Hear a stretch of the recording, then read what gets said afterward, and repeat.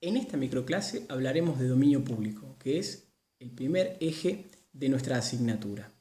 El dominio público, desde el punto de vista conceptual, es el conjunto de bienes que por disposición del ordenamiento jurídico pertenecen al Estado y están destinados al uso directo o indirecto de la comunidad.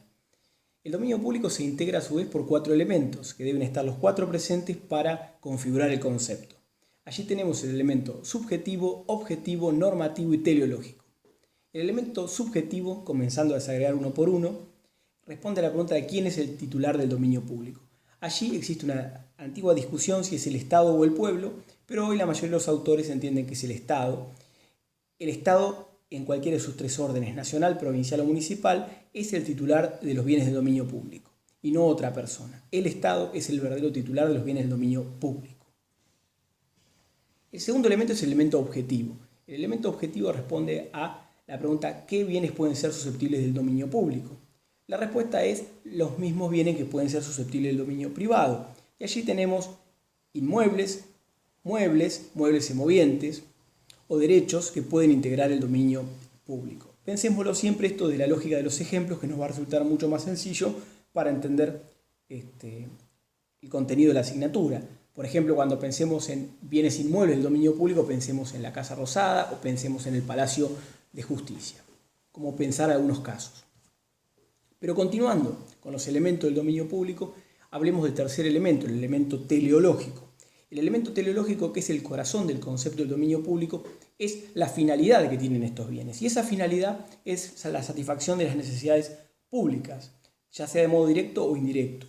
Es decir, para configurar el concepto tiene que haber los bienes estar destinados a la satisfacción de las necesidades públicas, entonces allí configurar el elemento de carácter teleológico.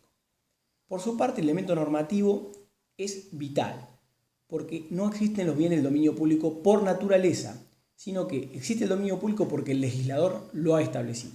¿Qué legislador? El legislador nacional. Ese es el competente para regular el dominio público y así lo ha hecho el Congreso de la Nación desde el Código Civil de Vélez Sarsfield. En aquel código, en el artículo 2340, ya se legislaba sobre el dominio público. Actualmente el artículo 235 del nuevo código los contempla. Y allí establece un catálogo de bienes que integran el dominio público. Y a su vez dispone que cualquier otra obra construida para uso o finalidad común, en el inciso número F, integra el dominio público. Allí aparece una distinción importante. Completado el concepto del dominio público, entendido que tiene 4 elementos, objetivo, subjetivo, normativo y teleológico, para configurar la noción del dominio público, hay que avanzar hacia otro de los ejes importantes de este tema, que es el concepto vital de la afectación.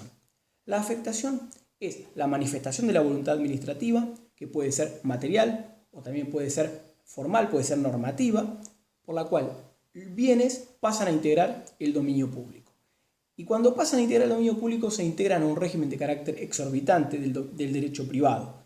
¿Por qué es exorbitante? Porque va a tener 3 características fundamentales. Los bienes del dominio público son imprescriptibles, son inembargables y no se pueden enajenar. Esto los diferencia del régimen normal de los bienes del dominio privado. Entonces, para estar dentro de ese régimen exorbitante se deben dar los 4 elementos que vimos anteriormente. Y aparece allí un concepto muy importante que es el de la afectación. La afectación, como dijimos, es cuando la actividad administrativa manifiesta su voluntad de un bien colocarlo dentro de la esfera del dominio público. Entonces, este concepto es fundamental, la afectación. Y su contracara es la desafectación, cuando la voluntad administrativa sustrae un bien del régimen del dominio público y lo coloca en el otro régimen, que es en el de los bienes del dominio privado del Estado, cuyo titular es el Estado, pero no tienen este régimen exorbitante, es decir, pueden ser enajenados, pueden ser vendidos o pueden ser prescriptos a favor. Entonces, esto hay que entenderlo muy claramente. El concepto de la afectación, muy bien desarrollado en la clase de fragmento de derecho administrativo, el cual ustedes deben leer, les va a explicar este concepto que es tan vital e importante para la noción del dominio público. Esto nos lleva a otro de los ejes importantes. Una distinción que sí deben tener presente. La distinción entre bienes del dominio público natural y bienes del dominio público artificial. ¿Qué queremos decir con esto? Hay bienes que son de la naturaleza, como por ejemplo los ríos, los lagos, las playas.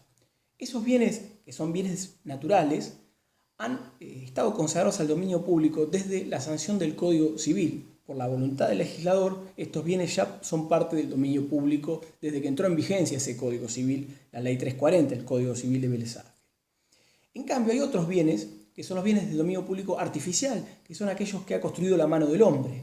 Por ejemplo, un edificio construido destinado a un ministerio de la Administración Nacional, por ejemplo, es una construcción que ha hecho el hombre y que va a integrar el dominio público cuando efectivamente se consagre, efectivamente se afecte a el régimen del dominio público. Entonces, aquí es importantísimo distinguir entre bien el dominio público natural, dado que su ingreso al dominio público es desde la vigencia del Código Civil, del primer Código Civil continuado con el actual Código Civil, mientras que los bienes del dominio público artificial son bienes que ha hecho el hombre y que en determinado momento, ya sea por la manifestación concreta de la voluntad administrativa, de forma formal o de forma material, han quedado afectados al régimen del dominio público.